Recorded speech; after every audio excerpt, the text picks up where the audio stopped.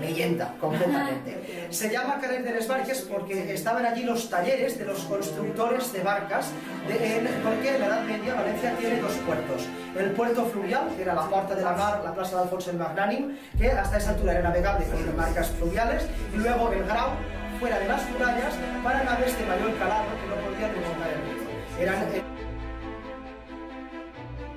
Nos hacían una diagonal de 25 grados contra el propio viento y navegar con